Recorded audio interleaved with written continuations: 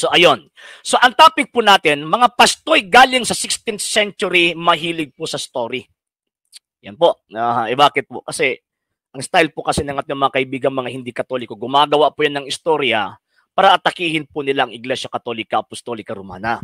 So kaya nga po ngayong gabing ito, tatanggalan po natin ng mga maskara itong mga pastoy na ito. At least kung makaharap po natin po ito sila, alam po natin paano po paano po natin gagamit ng argumentong ito para tanungin po natin sila or kontra po natin yung mga pananampalataya po nila. Bakit po? Kasi pilit po nilang pinapakain po sa atin yung faith po nila para sabihin na tayo pupunta po sa kanilang mga sektang itinatag lang po ng mga Amerikano or itinatag lang po ng mga taong gusto po makikipagkompetensya sa ating Panginoong Jesucristo. So ito yung topic natin. Mga pastoy na galing sa 16th century, mahilig po sa story. Bakit po? Kasi always po yung always po yung gumagawa ng story para pabilibin yung mga inosenteng Katoliko para sasabihin sila po tinatawag na totoo.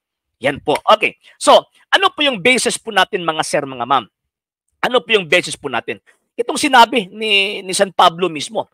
2 Timothy chapter 4 verse 4. Ito po yung sinabi ng banal na kasulatan. Okay, ito po yung sinabi ni San Pablo. I-reject nila. I-atras po natin. Susundin lang nila ang mga gusto nila at maghahanap sila ng mga teachers na magsasabi sa kanila ng mga gusto lang nilang marinig. Bakit po? Kasi itong mga sulpot na ito, ibig sabihin, gusto po nila na masatisfy po sila sa mga itinuturo. Ngayon, ang Iglesia Katolika Apostolika Romana, masatisfy man sila o sa hindi. Basta yan yung katotohanan, yan yung ituturo. Ngayon, itong mga nagsilabasan po sa ating Iglesia Katolika, nagsilabasan po galing sa simbahan Katolika, ang gusto po nila, yung gusto po nilang marinig. So kaya nga po, naghahanap po sila ng mga tagapagturo na magsasabi po sa kanila yung gusto po nilang marinig. Yun, for example, ito si Mr. Maguayan, tingnan nyo, di ba? Pag gusto po niya talagang aatake po siya. Pag ayon, pag katotohanan na, sasabihin niya, hindi. Ano lang yan, hindi yan mabasa, ganito, ganyan. yan yung ginagawa po nila. So ngayon, i-reject nila ang katotohanan at ang pagpapakinggan lang nila ay ang mga gawa-gawang kwento. Bakit po gawa-gawang kwento? Bakit? Kasi hindi po nakabase sa facts at lalo na po na hindi po nakabase sa tinatawag na katotohanan. Mga sir, mga ma'am. And number two, tinatawag na point po natin. Mga sir, 2 Peter chapter 2 verse 3. Ito po yung sinabi. Sa sobrang kasakamian ng mga picking teachers na ito, so ibig sabihin mga bugos, gugulangan nila kayo at kwekwentuhan nila kayo ng mga kwentong inimbento lang. Yan. So ano po yung mga kwentong yan na imbento po ng mga sulpot? At parang sasabihin po nila na kami yung totoo kasi ito yung mga sinasabi natin, ganito, ganyan. So yan po yung itatakil po natin ngayon na mga sir. Sige, continue po tayo. So, ano po itong mga imbentong mga story ng ating mga kaibigang mga pastoy or mga hindi Katoliko? Okay ha? Ano po ito? Ano po yung mga kwento po nila? And bantayan po natin. Bakit po? Kasi itong mga kwentong ito, kontra po ito sa tinatawag na katotohanan. Sir John Velasia from Michigan, USA. Yes sir, good evening po sa inyo at sa inyo pong pamilya. Sige, iisa-isahin po natin mga sir. Pinaka-number 1 po nilang kwento, sasabihin po nila, ang Iglesia Katolika Apostolika Romana, hindi yan iglesyang tatag ng Panginoong Jesucristo. Sino nagsabi? Mga pastoy. Anong basis? Story po ni pastoy. Bakit po? Kasi hindi po sila pwedeng magbase ng kasaysayan. Bakit po? Kasi hindi po sila naniniwala sa kasaysayan. Di ba?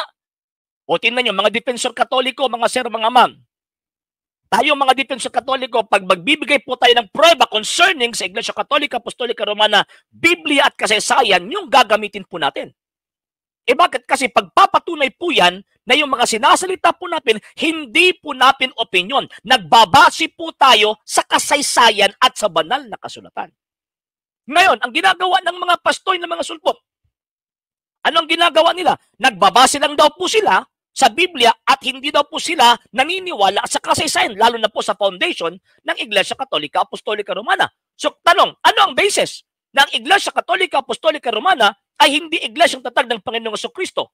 Sabi nila, Biblia. O, saan mababasa? Sasabihin na ito kasi yung tamang pagkaintindi. So, ibig sabihin, ang katotohanan na ginagawa ng Panginoong Jesucristo at itinuturo ng kanyang iglesia, kokontrahin lang ng mga taong sumulpot noong 16th century hanggang 21st century at kokontrahin lang po nila base sa kanilang opinion at base sa kanilang sariling interpretasyon.